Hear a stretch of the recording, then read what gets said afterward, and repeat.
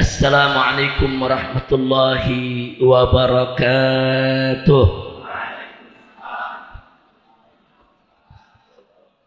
Bismillah walhamdulillah wassalatu wassalamu ala rasulillah wa ala alihi wa sahbihi wa mawalah.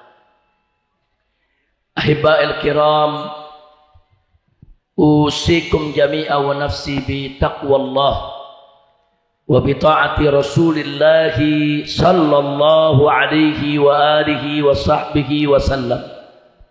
Fa nas'alullah subhanahu wa ta'ala ay yahdiyana ila siratikal mustaqim wa yaj'alana minal muttaqin wa yudkhilana jannatahu jannatan na'im bihaqqi sayyidil mursalin walhamdulillahi rabbil alamin. Taqabbalallahu minna wa minkum fataqabbal ya karim.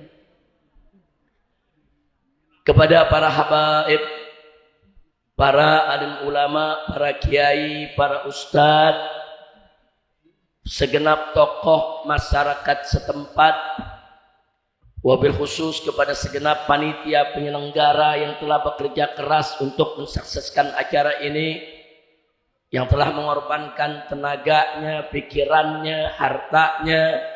Semoga diberikan ganjaran berlipat ganda oleh Allah subhanahu wa ta'ala.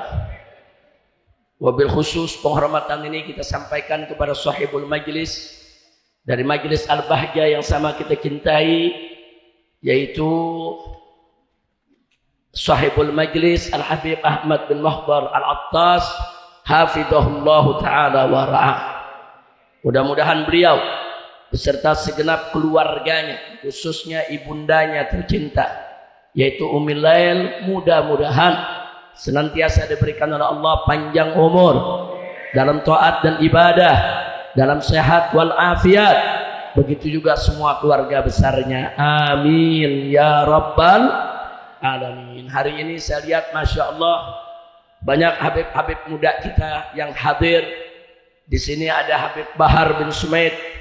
Kemudian juga tadi kita lihat ada Habib Nabil Al-Gadri, ada Habib Hasan Al-Kaf, dan barusan juga Waladi Al-Mahbub Al-Habib Muhammad Hanif bin Abdurrahman Al-Attas yang telah menyampaikan ceramahnya.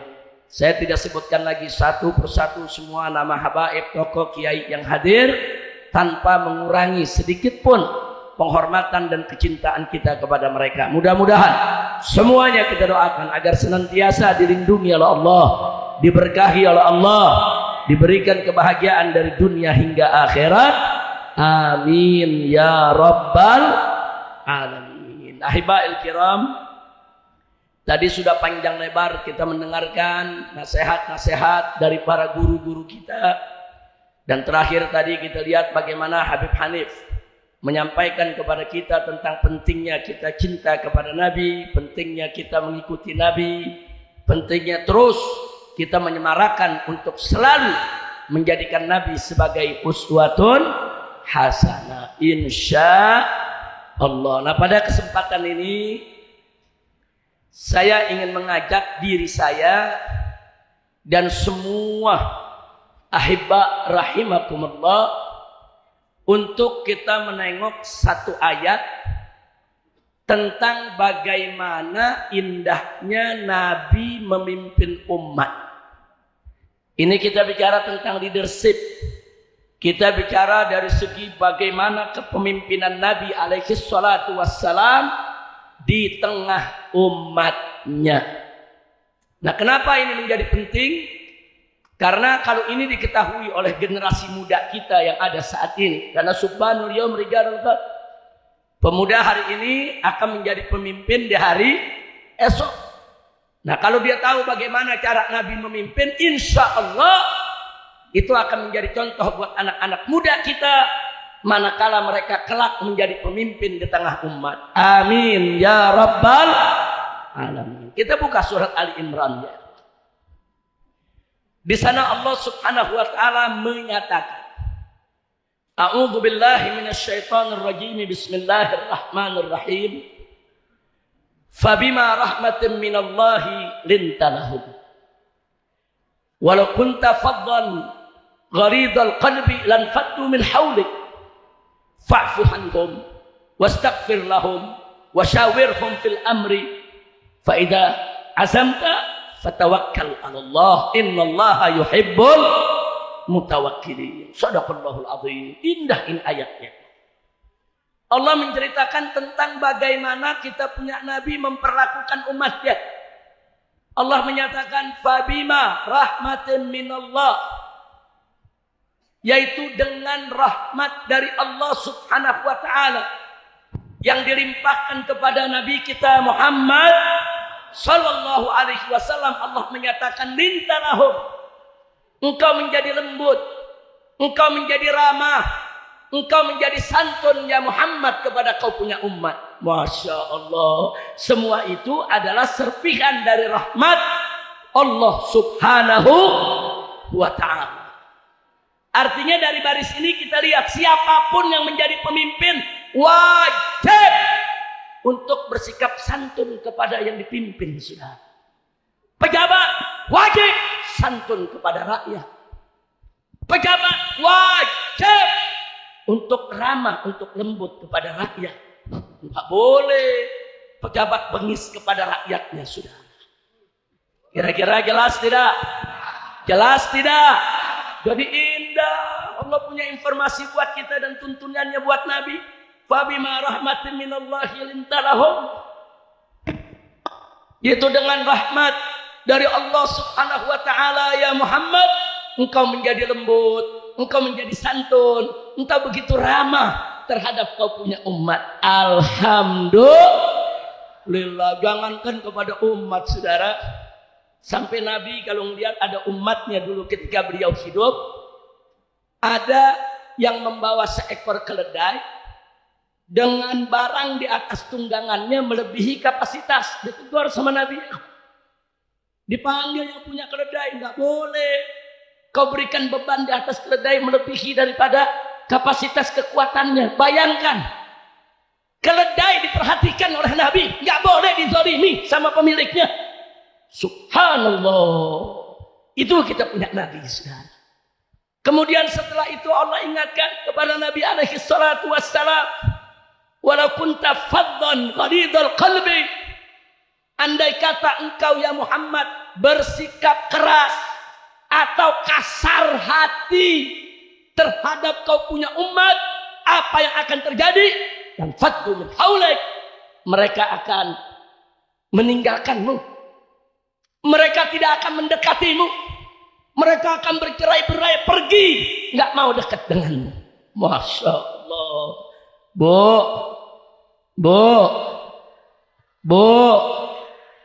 kalau ada pemimpin pejabat bengis mau dekat? Kalau ada pejabat pemimpin jahat mau dekat? Kalau ada pejabat pemimpin kasar mau dekat? Jadi Allah kasih tahu Nabi, dengan rahmat Allah engkau itu santun, engkau itu lembut ya Muhammad.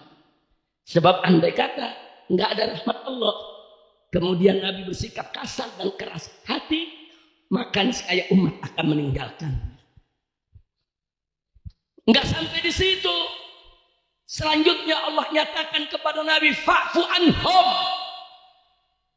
maafkan mereka ya Muhammad.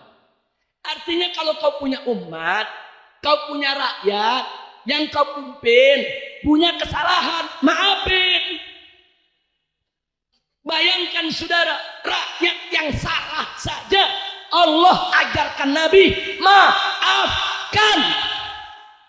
Jangan kesalahan rakyat dijadikan alasan untuk menindas rakyat. Masya Allah. Kalau zaman sekarang kan enggak. Rakyat lupa pajak sedikit udah dikasarin. Betul. Lupa bayar listrik, mati listrik. Betul. Iya, rakyat banyak salah. Betul, Allah juga tahu kok umat Nabi banyak salah. Tapi Nabi dituntun oleh Allah, fa'fu anhum, maafkan mereka. Selama kesalahan tersebut masih bisa ditolerir, selama umat itu masih bisa dibina, maafkan. Subhanallah. Dari rakyat yang salah aja Nabi disuruh maafin, apalagi yang nggak salah, saudara. Ini di kita yang nggak salah aja digebuk, apalagi yang salah. Betul. Lu betul-betul aja lu. Pengen gue ditangkap kali. Bu, kalau punya pejabat pemimpin yang lembut, enak gak? Yang santun, seneng gak? Yang mudah memaafkan kesalahan rakyatnya, cinta tidak? Shallu ala Nabi. Bahkan bukan sekedar Nabi diperintahkan Allah memaafkan mereka. Setelah itu Allah nyatakan fa'fu anhum wastaghfir lahum. Artinya apa? Wastaghfir lahum. Muhammad, mohonkan kepada Allah pengampunan untuk kau punya umat. Bukan sekedar maafkan. Kalau umatmu banyak salah, banyak dosa, mohon kepada Allah agar Allah mengampuni mereka. Subhanallah, dituntun tuh kita punya Nabi Allah. Bagaimana cara menjadi seorang pemimpin? Bagaimana cara menjadi seorang pejabat? Sudahlah, sikap lembut, santun, jangan kasar, jangan keras, gampang memaafkan, bahkan sering-sering mendoakan umatnya supaya diampuni oleh Allah. Saya mau tanya, akhlak Nabi indah tidak? Bagus tidak? Cinta sama Nabi? Betul. Sallu ala Nabi. Allahumma shalli wa sallim alaihi. Enggak sampai di situ. Kemudian diajarkan lagi oleh Allah kepada Nabi. Setelah fa'fu anhum wastaghfir lahum wasyawirhum fil amri. Hei Rasulullah, wasyawirhum fil amri, ajak kau punya umat musyawarah dalam urusan mereka. Subhanallah, rakyat diajak musyawarah. Oh, ada rakyat rumahnya mau digusur karena mau ada pelebaran jalan untuk kepentingan umum. Boleh, nggak apa-apa digusur, tapi ajak musyawarah. Bagaimana cara gusurnya? Di mana mau dipindahkannya? Berapa ganti untungnya? Sampai si rakyat ridho sudah. Si rakyat ridho, pemerintahnya senang, jalankan penggusuran, saudara. Betul? Betul?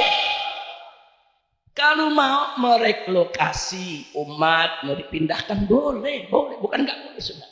Kalau ada kepentingan yang lebih utama, ada kepentingan yang lebih besar, silakan digusur umat, silakan pindahkan umat, tapi wajib wasyawirhum fil amri. Ajak mereka musyawarah, tanyakan mereka bagaimana kemauan mereka, bujuk sampai mereka ridho. Nggak boleh mereka disalimi, nggak boleh mereka ditindas, nggak boleh saudara mereka diperlakukan dengan tidak adil. Apalagi sampai ditangkepin, udah dimasukin ke mobil, dianjing-anjingin. Apa? Pemimpin nggak begitu, saudara. Nggak boleh. Nah, jadi apa yang kita lagi saksikan saat ini, saudara, ini adalah kehancuran daripada kepribadian kepemimpinan. Atau dengan kata lain, kita sedang mengalami darurat kepemimpinan. Kita butuh pemimpin seperti yang dicontohkan oleh Nabi.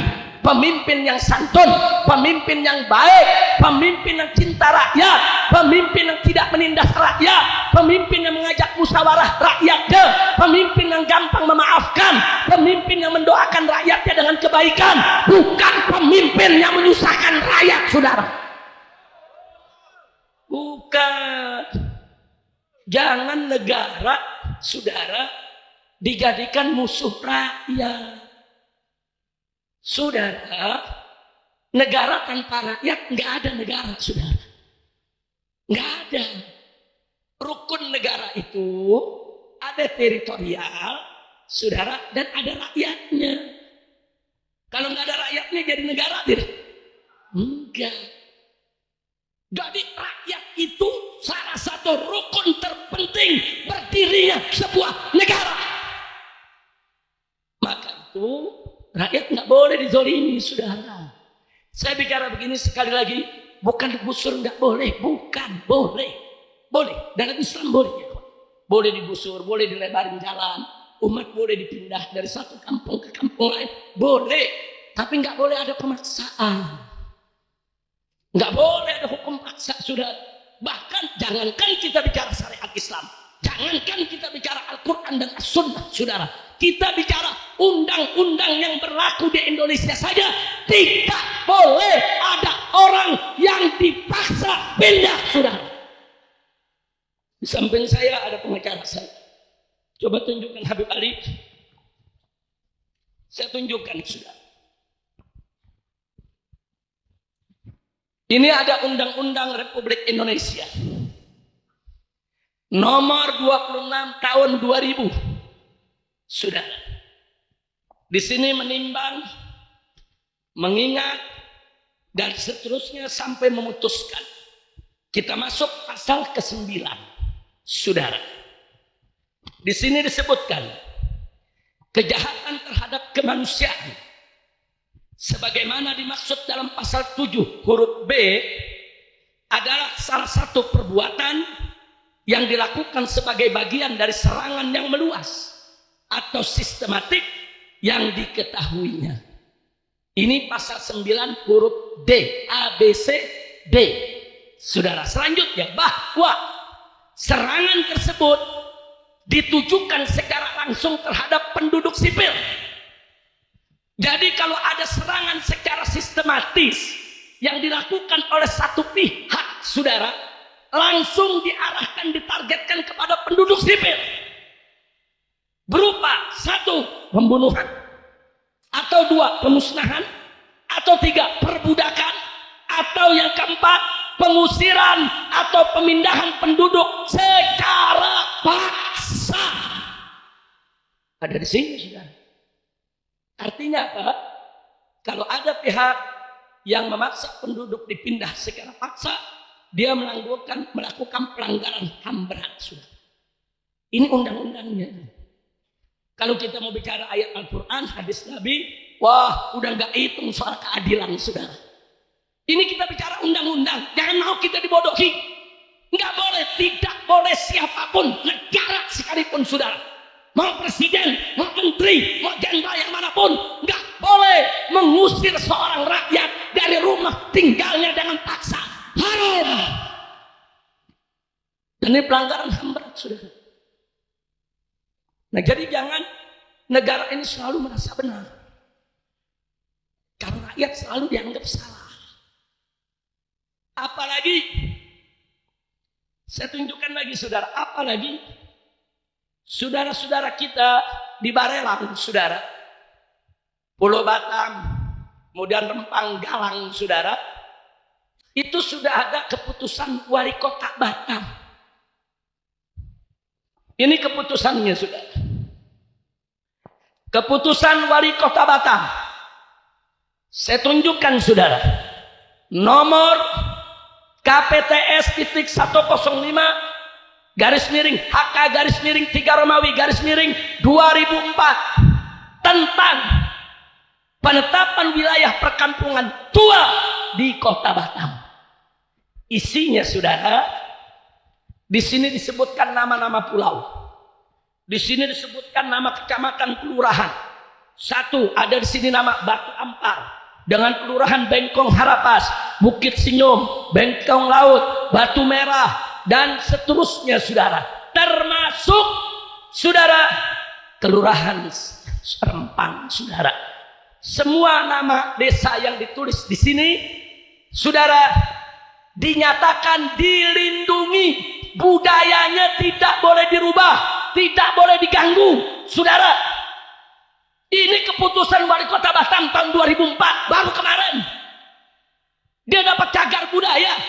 Desa-desa itu disebut perkampungan tua. Kenapa disebut perkampungan tua? Itu perkampungan bersejarah bagi masyarakat Melayu, saudara.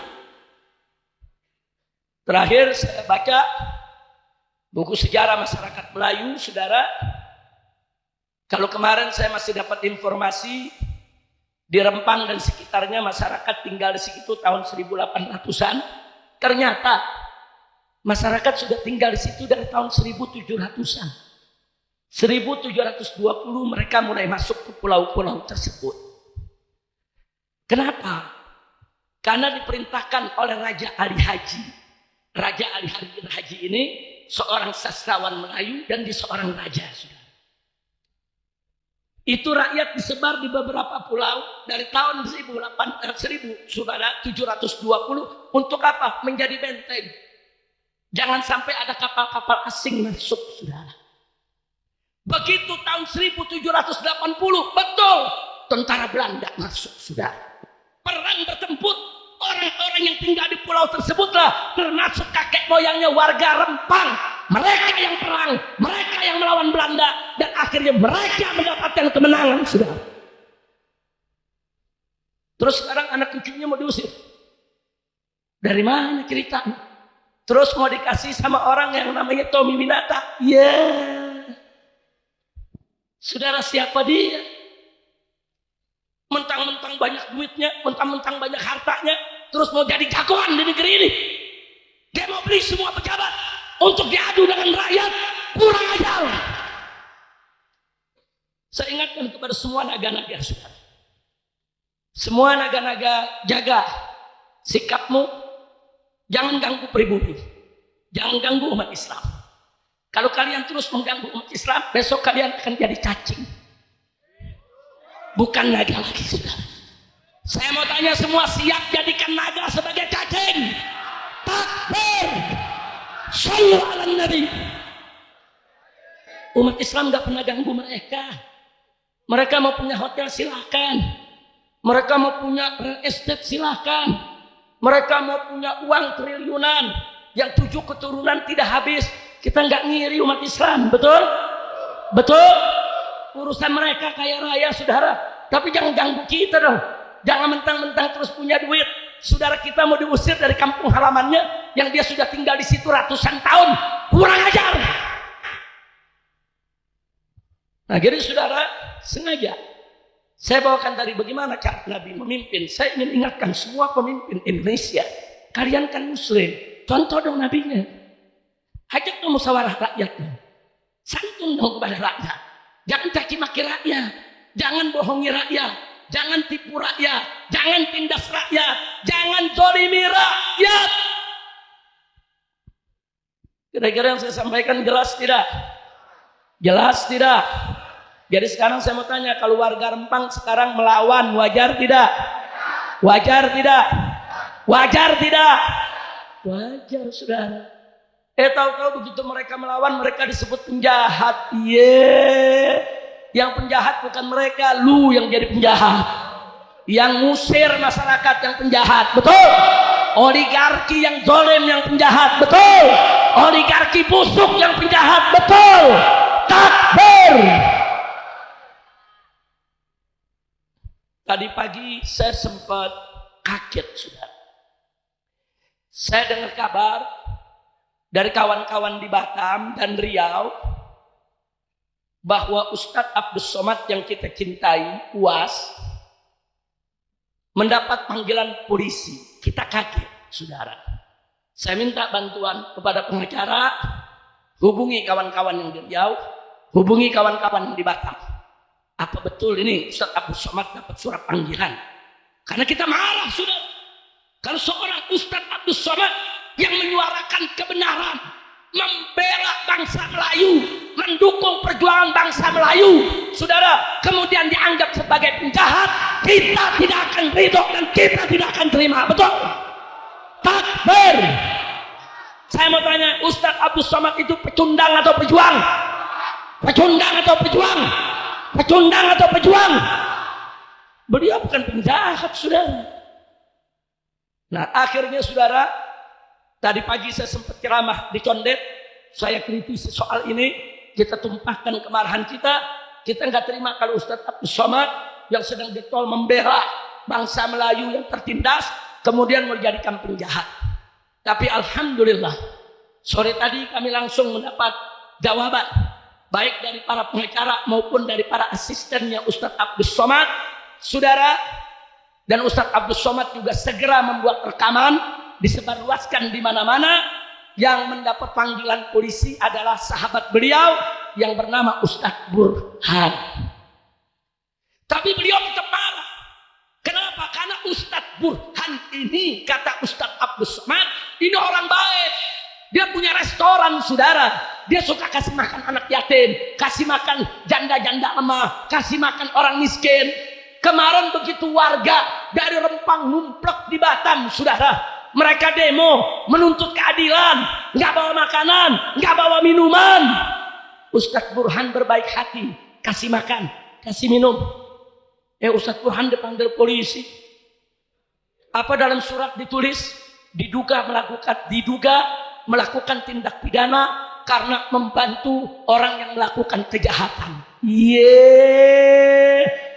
Lu yang jahat bilang masyarakat jahat. Kacau tidak?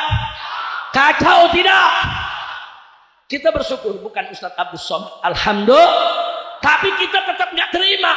Ustadz Burhan itu orang baik, dia berdebat, dia bantu orang. Kenapa dianggap penjahat? Saya jadi ingat peristiwa Pilpres 2019, tanggal 21-22 Mei di Jakarta. Saudara, itu petugas rumah sakit, petugas kesehatan kemanusiaan dari Mercy, dari Hilmi ditangkap oleh aparat. Begitu ditangkap, tuduhannya apa? Membantu penjahat. Jadi masyarakat yang tidak terima hasil Pilpres, bentrok itu di bawah seluruh saudara, itu dibilang penjahat. Yang namanya demonstrasi itu bukan penjahat, itu unjuk rasa. Soal unjuk rasa itu akhirnya chaos, itu persoalan lain. Jangan kemudian langsung dituduh mereka penjahat. Jangan sekarang kita ada di mulut serigala, besok baru masuk mulut singa. Sama juga bohong. Betul.